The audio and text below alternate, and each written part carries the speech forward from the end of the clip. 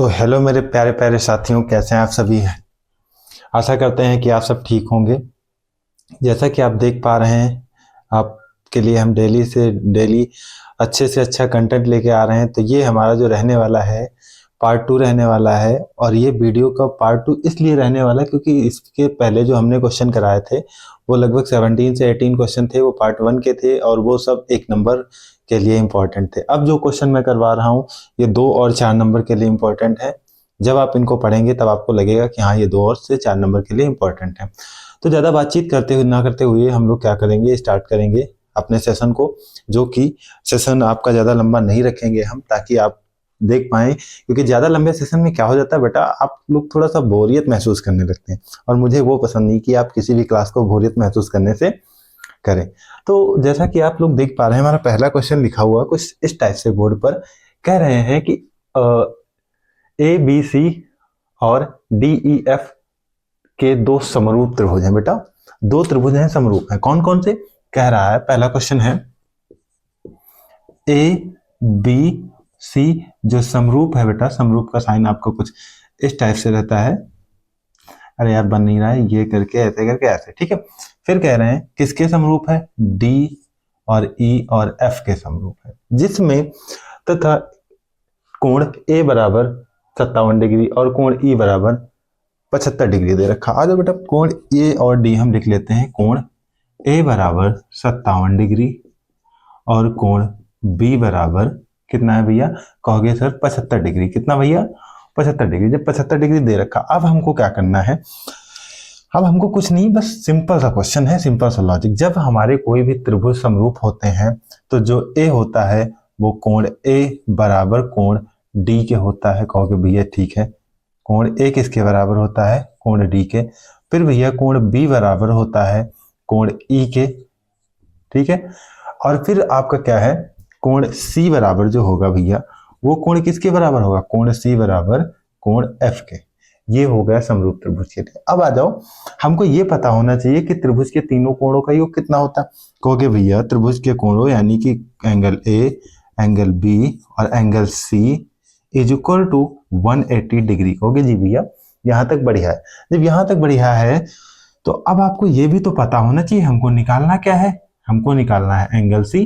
तो angle C के लिए आपको ए और बी की value, sorry B A B की वैल्यू दे रखी है और सी की वैल्यू निकालनी है। तो ए की जगह पे कितना? ए की जगह पे 75 degree plus 57 degree plus 75 degree और प्लस का भैया कितना होगा?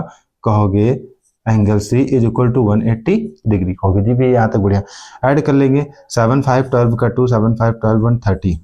तो यहाँ पर कितना हो गया? Plus angle C is equal to 180 degree. जी भैया यहाँ तक बढ़िया समझ में आया। ये करने के बाद angle C is equal to 180 degree minus का 132 सब्ट्रैक्ट कर देंगे। 10 से 2 गया, 8 बचा और यहाँ पर 17 से 13 गया भैया, कितना बचा आपका?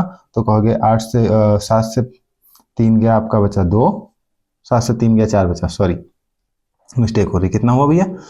यहाँ पर बचा 7 और 7 से 3 गया, बचा 4 आपके पास और यहाँ पर 1 से 1 गया, कुछ नहीं। तो हमारा जो एंगल सी निकल के आ गया वो कितने डिग्री निकल के आ गया? कहोगे भैया कोण सी का मान जो हमने निकाला वो कोण सी का मान कुछ इस टाइप से 48 डिग्री निकल के आया। कितना भैया? 48 डिग्री। जब 48 डिग्री निकल के आ ही गया तो आपको लगा होगा कि क्वेश्चन टफ है, लेकिन ये लैंग्वेज में टफ था, कैलकुलेशन में बिल्कुल भी टफ नहीं है। कैलकुलेशन में क्यों टफ हो? क्योंकि टफ होगा तभी तो टफ बनाएंगे, टफ है ही नहीं तो क्या करेंगे।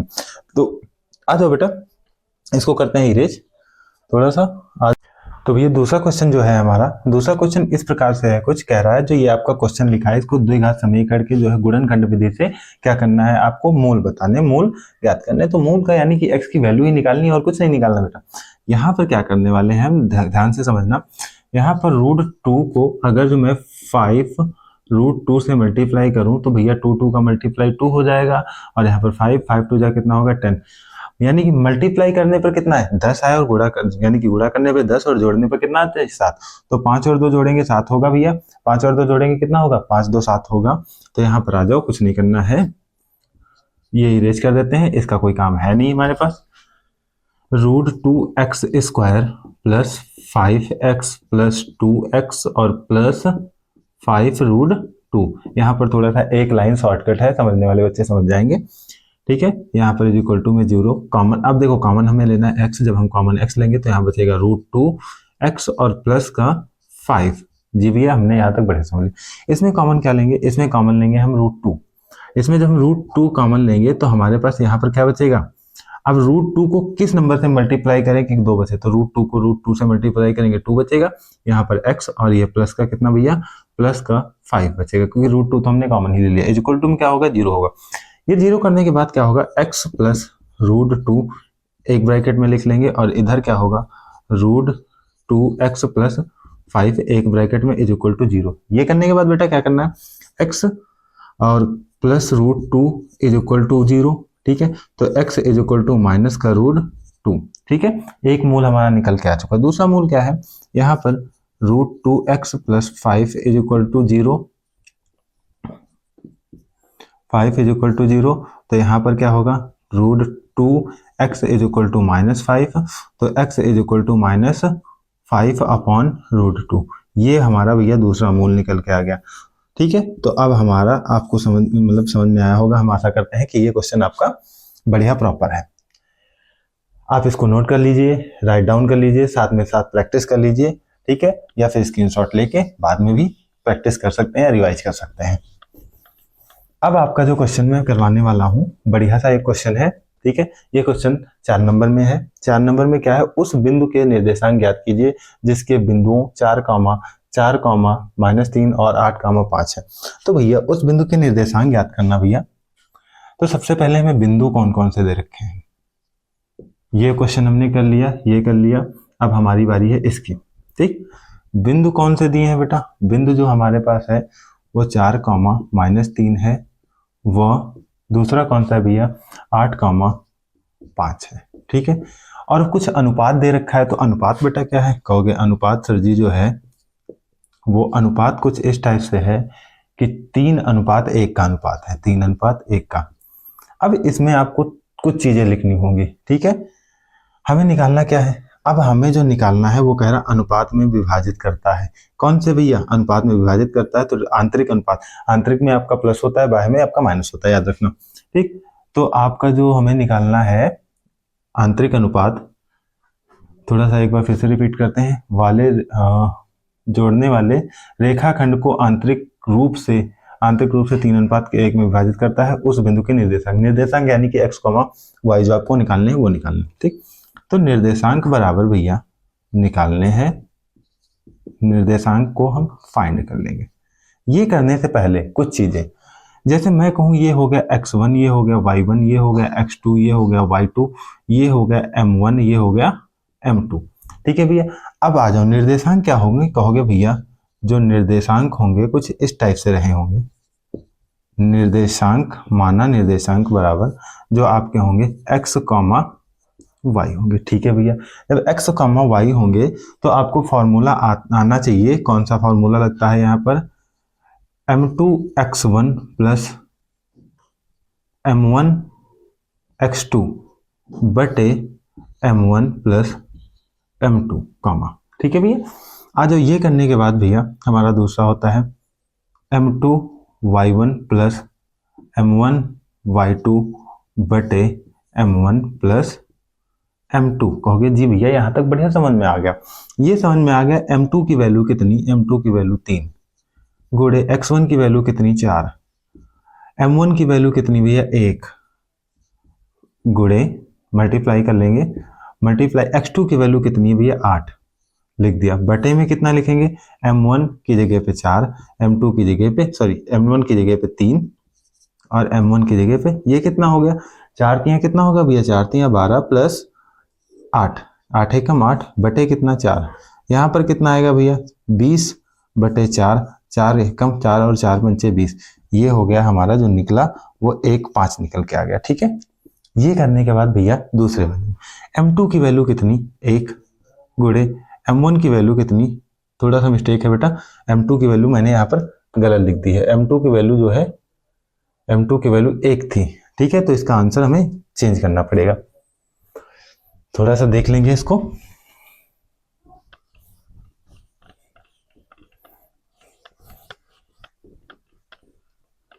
देखो अब हमें कह रहा है कि उस बिंदु के निर्देशांक ज्ञात कीजिए जब बिंदु इतने तथा इतने से जोड़ने वाले रेखाखंड को आंतरिक रूप से 3:1 में विभाजित करते हैं।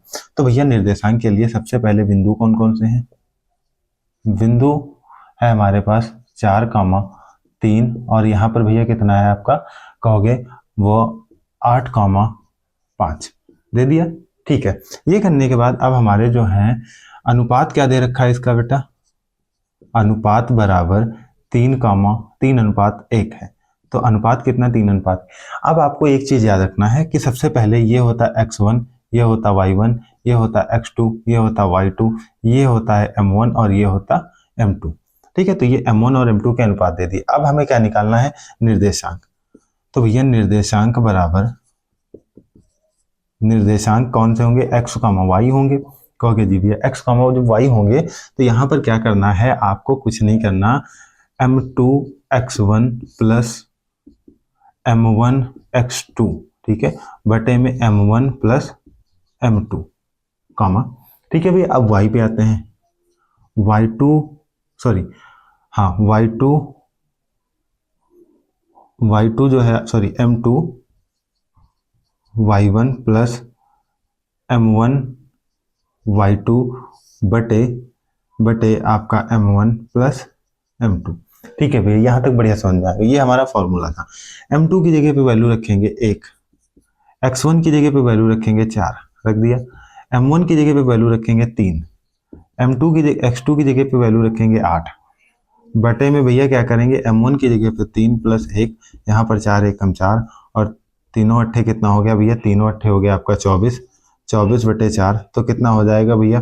आप कहोगे सर 28, 28 बटे 4, 4 सते 28, यानी कि जो हमारा पहली वैल्यू निकल के आई वो 7। लेकिन फाइनल आंसर यहाँ नहीं है, क्योंकि अभी हमने y की वैल्यू नहीं निकाली, ये हमने सिर्फ x की वैल्यू निकाली। y के लिए m2 का मान भैया, m2 का मान है हमारे पास 1, y1 का मान है जो है वो -3 है, ठीक है, और फिर है हमारा प्लस m1 की वैल्यू है, m1 की वैल्यू 3 है और y2 की वैल्यू है 5।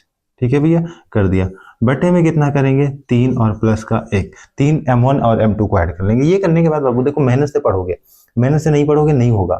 ठीक है, फिर बैठ के एग्जाम में सोचोगे, क्योंकि जो बच्चे एग्जाम देने जाते हैं उनसे पूछो कि एग्जाम हॉल का प्रेशर क्या होता है। प्रेशर ही सबसे महत्वपूर्ण होता है। अगर जो आप वहां का प्रेशर नहीं हैंडल कर पा रहे हैं तो जो क्वेश्चन आपको आता होगा वो भी चला जाएगा। तो ये करना है आपको, -3 प्लस 15 बटे कितना होगा भैया? 4। ठीक है, अब हम क्या कर सकते हैं?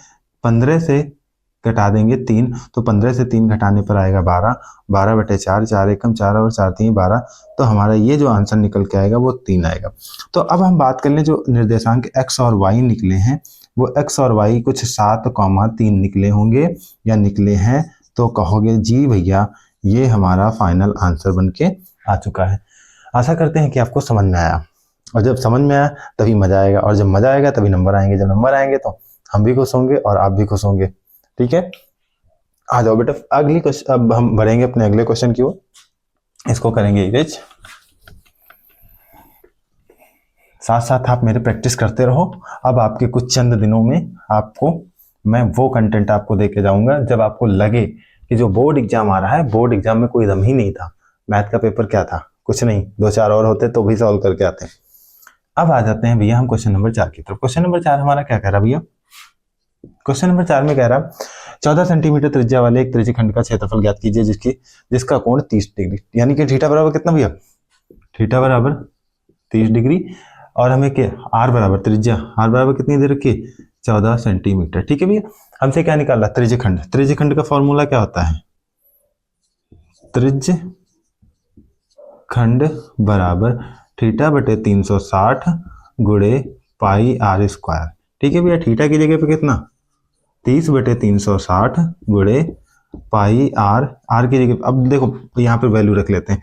जब वैल्यू रखेंगे तो हमारा भैया वैल्यू कितनी आएगी? 22 बटे 7 गुणे आर की जगह पे 14 इंटू 14। ठीक है, मल्टीप्लाई करना, 7 2 जा 14 कट गया। यहाँ पर आ जाओ, 13 1 जा 13, यहाँ पर आ गया आपका 12 पर। ठीक है, तो ये आपका कुछ इस टाइप से हो गया। फिर काट दो, 2 कम 2 2 छाक 12 कट गया। फिर काट दो, 2 3 6 और 2 7 14 कट गया। तो हमारे पास कितना बच रहा? 22 इंटू 7। 22 इंटू 7 और कुछ बच रहा भैया नहीं, बटे में आपका कितना बचा 3, बटे में बचा 3। तो यहाँ कुछ कट्टिम कुट्टा का माहौल बनाओ ताकि एग्जामिनर को लगे कि तुमको आता है, वरना क्या पता है एग्जामिनर कहे अरे बच्चा कैसे करके चला है। अब आपको आता है, ये एक चीज आपको आनी चाहिए, 2 सत्ते 14 के कितना हो गया 4, हासिल गया 1, 2 सत्ते 14 1 15 बटे कितना हो गया 3।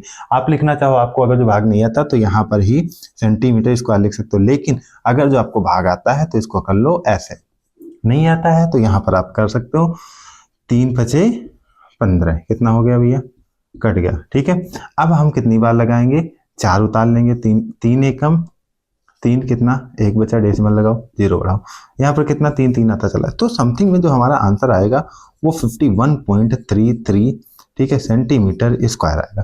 क्योंकि हम स्क्वायर क्यों लिख रहे हैं, क्योंकि बेटा हम क्षेत्रफल निकाल रहे हैं, जब क्षेत्रफल निकालते हैं तो स्क्वायर में लिखते हैं, जब आयतन निकालते हैं तो सेंटीमीटर या मीटर क्यूब में लिखते हैं। ठीक है बेटा, ये करने के बाद आ जाओ बढ़ेंगे अपने अगले क्वेश्चन की ओर।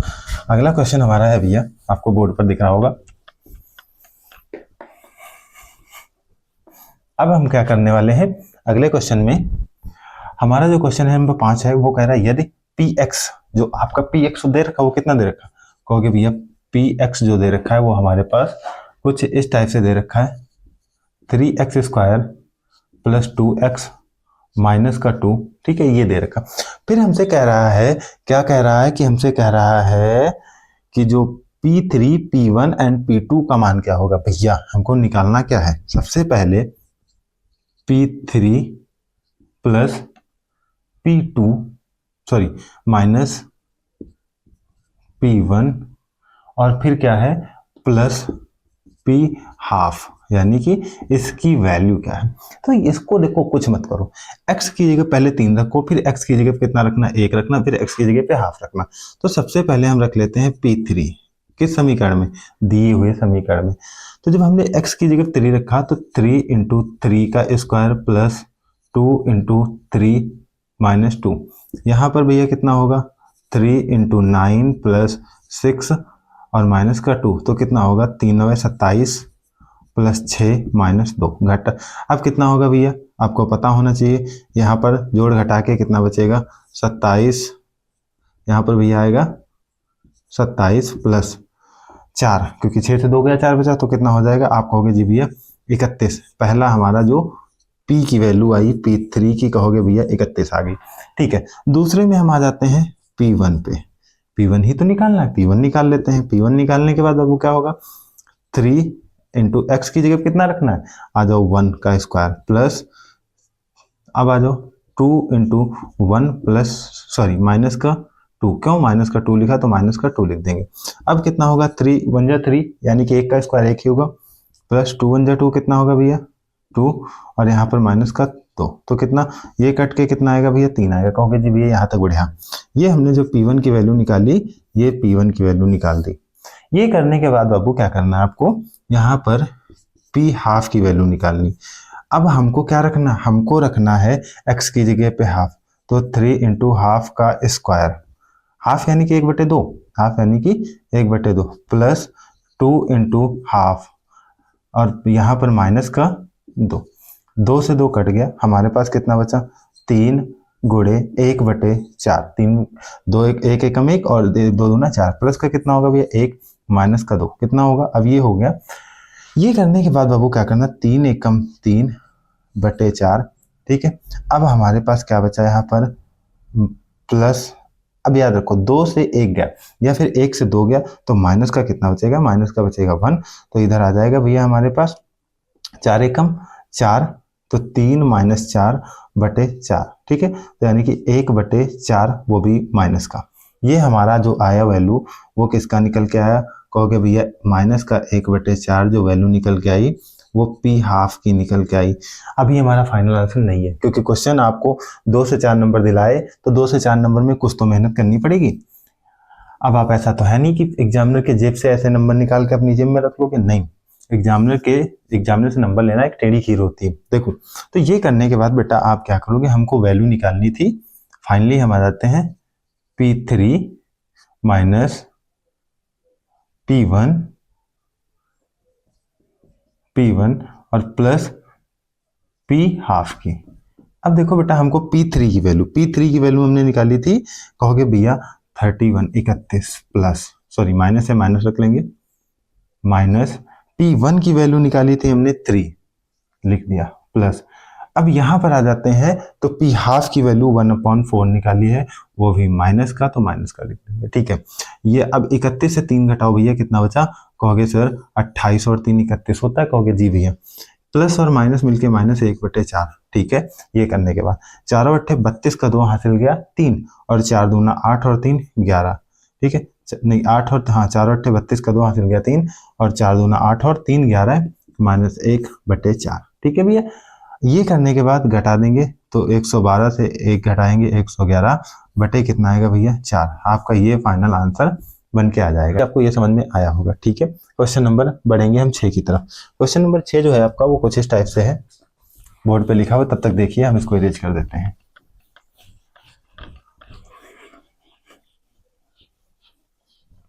देखो अब जो है हमारा क्वेश्चन नंबर 2 कुछ क्या कह रहा है। क्वेश्चन नंबर 2 है, हमसे जो कह रहा है वहां पर कि जो PE है, PE भैया आपका जो दे रखा है वो 0.05 दे रखा है। यदि PE इज इक्वल टू 0.095 दे रखा है, तो हमसे कह रहे हैं PE नहीं, यानी कि हमसे कह रहे हैं PE नहीं होने की प्रायिकता क्या है। E नहीं होने की प्रायिकता, आपको एक चीज पता होनी चाहिए भैया, क्या होता है PE और प्लस का PE डैश, यानी कि नहीं, जिसको आप लोग बोलते हो, नहीं होने की प्रायिकता इज इक्वल टू 1 होती। कहोगे जी भैया, अब हमको एक चीज पता है, क्या पता है, PE की वैल्यू पता है। PE की जगह पे 0.95 रखेंगे, प्लस PE जो है आपका नहीं होने की प्रायिकता में इज इक्वल टू 1, ठीक है। तो PE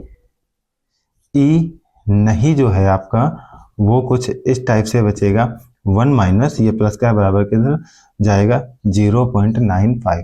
जब इतना घटाएंगे 1 से तो कितना 0.05 बचेगा, 1 से 0.95 घटाएंगे 0.05 बचेगा। तो हमारा जो PE की वैल्यू निकल के आएगी, PE नहीं की वैल्यू निकल के आएगी, वो कुछ इतनी निकल के आएगी।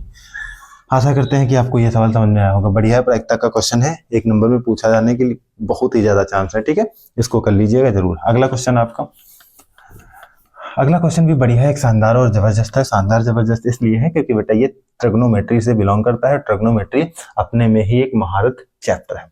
क्यों? क्योंकि मैं आपको बता दूं, यहां पर पहले लिख देते हैं कि tan a plus b is equal to √3, और बेटा क्या है tan a minus b is equal to 1/√3। ये करने के बाद बेटा अब देखो हमें क्या करना है, फिर कह रहे हैं a जो है, सॉरी 0 जो है a प्लस बी से छोटा है, a प्लस बी जो है या तो 90 के बराबर है या 90 a प्लस बी से बड़ा है। फिर a जो है बड़ा है b से, तो a और b के मान क्या होंगे। अच्छा, ये करने के लिए सबसे पहले आपको एक चीज बता दूं, यहाँ पर tan 30 की वैल्यू आपको पता होनी चाहिए, जो कि 1/√3 होती है, और यहाँ पर भैया tan 60 की वैल्यू पता होनी चाहिए, जो कि √3 होती। कहोगे जी भैया ये हमको आती है। जब आती है तो सवाल भी आता है आपको, क्यों? क्योंकि भैया इसको हम क्या करेंगे, यहाँ पर लिख लेंगे, ठीक है, हल। अब इसका सॉल्यूशन देखते हैं। सॉल्यूशन क्या होने वाला है, सॉल्यूशन में बेटा tan a plus b is equal to √3। अब √3 ये लिखो, फिर से एक line, tan a plus b is equal to, भैया √3 की जगह कितना लिख सकते हैं, कहोगे √3 की जगह सर 60 लिख दीजिए। कितना, वो भी लिखेंगे हम tan 60, ठीक है। tan कैंसिल आउट, यानी कि a प्लस बी की वैल्यू जो हमारे पास निकल के आई वो 60। इक्वेशन नंबर 1, समीकरण नंबर 1। जी बाबू बढ़िया। ये करने के बाद अब हम दूसरा वाला tan a minus b is equal to 1/√3। 1/√3 की जगह पे tan 30 लिखना। कितना भैया, tan 30। जब ये लिख दिया तो यहाँ पर tan a माइनस बी को एज इट इज लिख लेंगे। तो tan cancel out, a minus b is equal to कितना बचेगा, 30 डिग्री बचेगी। इसको बना देते समीकरण नंबर 2। जब समीकरण नंबर 2 ही बना दिया तो अब क्या करना, समीकरण after solving A question first and second, यानी कि समीकरण 1 व 2 को हल करने पर। अब बेटा हल कैसे करते हैं, हल कैसे करते हैं ये भी समझ लो। पहला a plus b is equal to 60, दूसरा a minus b is equal to कितना होगा, कहोगे a माइनस बी 30। ये हमारी शॉर्ट ट्रिक में पड़ा हुआ है। जब इस टाइप का कोई a प्लस बी या a माइनस बी तो जोड़ के आधा और घटा के आधा कर देते हैं। तो सबसे पहले हम क्या करेंगे, b से b कैंसिल आउट, यानी कि 2a इज इक्वल टू कितना 90, तो a इज इक्वल टू भैया 90/2 काट देंगे, यहाँ पर कितना होगा a is equal to 45 degree. जब a की वैल्यू 45 निकाल ही दी है तो यहाँ पर a का मान समीकरण 1 में, a का मान समीकरण 1 में, समीकरण 1 बेटा क्या है, समीकरण 1 है a plus b is equal to 60, b की जगह a की जगह पे 45 भैया, ठीक है, b की जगह पे 45 plus b is equal to 60, घटा लेते हैं भैया। जब b is equal to 60 minus 45 जाएगा तो 60 माइनस 45 यानी कि आपका 15, तो b की वैल्यू कितनी निकल के आएगी 15। और a और b की वैल्यू जब निकाल ली भैया, ऐसे क्वेश्चन ना मैं आपको बता दूं, ऐसे क्वेश्चन ही पूछे जाते हैं, और जब इस टाइप के क्वेश्चन करेंगे ना तभी आपका हो पाएगा। इसीलिए भैया मैं आपको एक चीज बता दूं कि जब कोई काम करने चलो ना तो उसको तन से और मन से और धन से, यानी कि बहुत ही मेहनत से करना चाहिए, ठीक है। और जब मेहनत से करोगे तभी आपका आगे कल्याण होने वाला। क्यों? क्योंकि इस टाइप के क्वेश्चन, वही कहावत नहीं सुनी है, सुना दूं, सुनना चाहोगे? ठीक है, चलो अभी सुनाते हैं बढ़िया सा।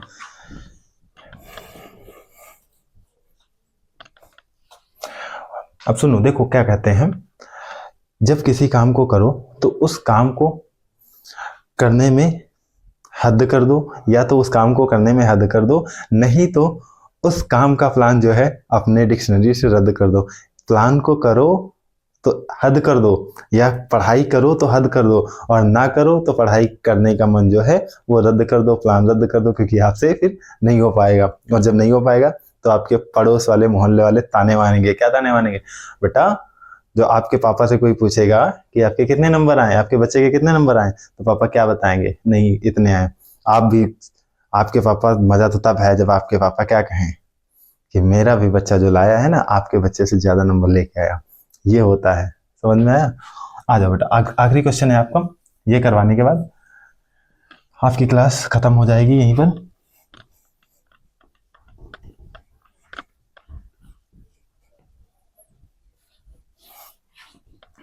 आखिरी क्वेश्चन बेटा कुछ इस टाइप से है, भूमि से 60 मीटर ऊंचाई पर एक पतंग उड़ रही है। बेटा भूमि कुछ इस प्रकार रही होगी, ठीक है, यहाँ पर ऐसे कुछ घूम रही होगी, ठीक है।